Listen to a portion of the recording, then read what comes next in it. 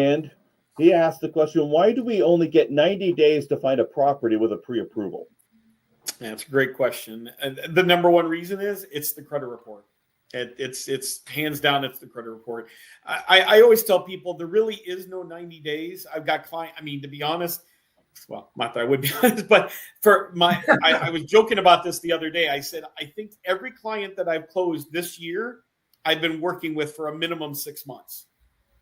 So there's not a single person I've worked with that got pre-approved and bought something within 90 days. Not one client.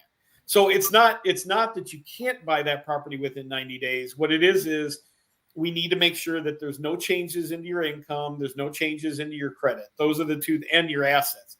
So sometimes, like, especially I always joke, if it's somebody I know, I'll just simply say, hey, let me know, has anything changed? Did you get it? Because the funny part is, I think the number is 35% of all people who buy a house during that time period, they actually get a raise that are W-2 employees. So it almost always happens that somebody actually makes more money during the process because they're getting a raise during that, 90 days or whatever the case is. So that's not a shocker. But obviously, if somebody loses hours, again, if there's a commission situation, if it's a business situation, I mean, I've had clients where they're making $200,000-$300,000 a year in profit. We can see it in the bank statements. And then we do a profit and loss to show where they are for the year, and they've got nothing. And the deal dies because we can't prove that they're actually going to make the money for the same year.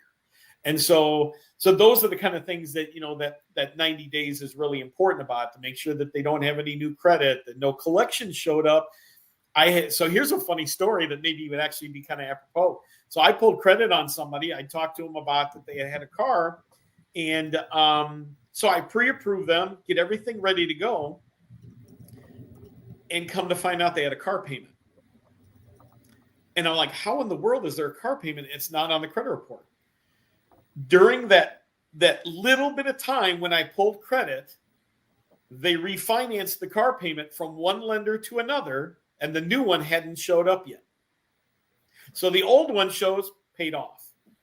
The new one isn't even on the credit report yet.